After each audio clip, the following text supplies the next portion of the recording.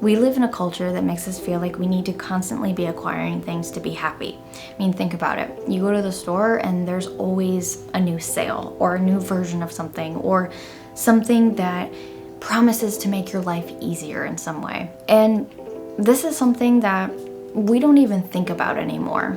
It's just the norm. I mean, we buy things, we upgrade things, we replace things, and this is just the normal rhythm of modern life. But I've been thinking a lot lately about what that rhythm is actually costing us. Not just financially, although that's a really big part of it, but also in terms of space, mental load, and then always feeling like you need more to feel like you actually have enough. But if you think about it, a lot of what we buy isn't actually solving a problem. It's just filling a gap. Fast fashion, believe it or not, is one of the most expensive things that you could ever buy into. Even if it feels cheap and inexpensive at the time, that's the whole point, because it's actually costing you a lot more money because it's not as good quality as something that maybe costs a little bit more. It can feel like you're getting a lot for a little bit of money, but if you actually think about it, a lot of what you're buying is going to wear out after a few wears and washes. Just think about the last few items of clothing that you've purchased. How are the neck holes? Are the seams still holding up? Is your fabric pilling at all? Or did you just take an entire trash bag full of clothes to the donation center? And if you think about the cycle in this way, that's the whole point of fast fashion.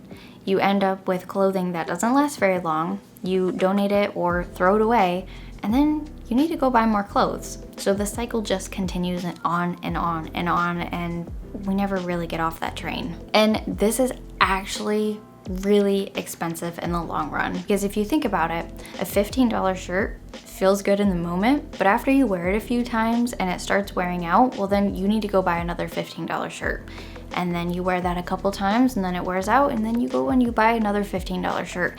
And by the end of the year, you've purchased 20 different shirts. So how much did that actually cost you? And I know that that sounds like an exaggeration, but how many times have you been to the store this year to buy a new article of clothing? I mean, even 3 or 4 times at $15, that's like $60 that you're just spending on clothing, where you could have purchased one shirt for $40 and you could have it for 5, 10, 15 years, depending. And it's not just always about the money, but it's really exhausting to constantly have to go to the store to buy new clothing and then redo your wardrobe every few months. And the same logic applies to furniture. And I think this one's a little bit more frustrating because furniture is supposed to be built to last. We've all been in this cheap furniture cycle. You move into a new place and you need some furniture to fill the space. And so you go with the cheap stuff because it makes financial sense in the moment. And honestly, it looks pretty good and the price tag is good, so why not? But then a few months or a year goes by and the veneer starts chipping, the drawer just doesn't close like it used to, and the couch cushions have gone flat. And now you're looking for a different piece to replace it. And it doesn't just cost you money to replace it, but it also costs you time and effort. Because you can't just simply replace it, but you've also have to find somebody who will take the old. And then you have the fatigue of searching for something new. And then there's also the environmental impact on purchasing something that was never actually made to last anyway. There's a very good reason why your grandparents' furniture is still standing. It was actually built to be owned and passed down from generation to generation, not just cycled through. So just to be clear, I'm not saying go out and buy the expensive furniture that you know is going to last, because sometimes you just can't afford it. But I think it's worth being honest about why you're purchasing this. Is it just because this is all you can afford at this very moment? Or is it because it's on a really great deal and you just can't pass it up? So think about your phone for a second. When was the last time you upgraded it, and why did you upgrade it?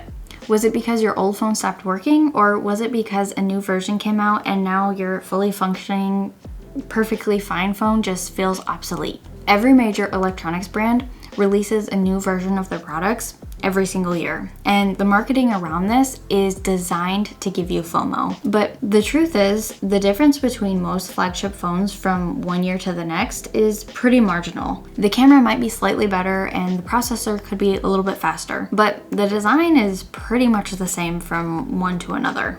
Yet every year, people are trading in their perfectly good phone for one that costs maybe $800 to $1,200 because they've got to have the latest and greatest. And it's not just phones. There are laptops out there that are 4 or 5 years old that are still perfectly capable of doing the things that you need them to do.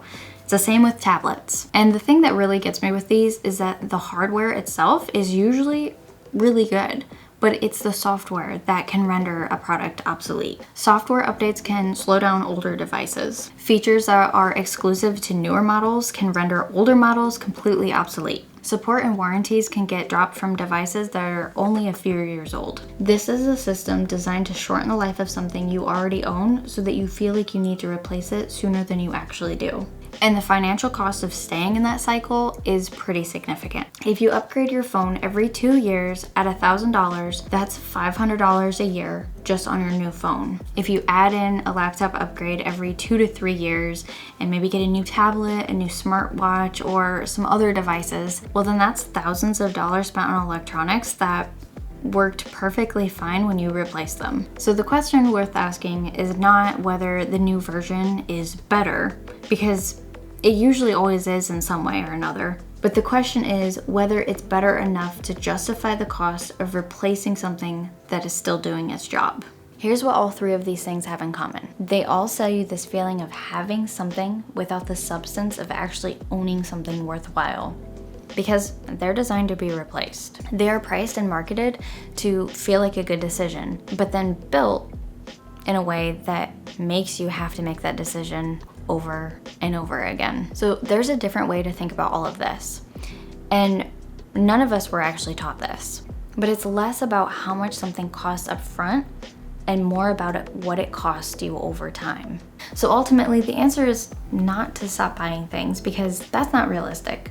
But I think it's really important to slow down and to ask yourself if this is something that you actually need or just something that you want in this moment. I've gotten a lot better with this over the years, but it's still something that I struggle with from time to time. But I think it's important to just pay attention to what we're bringing in. So I'm curious, what is something that you've stopped buying or upgrading year after year that you don't really miss anymore?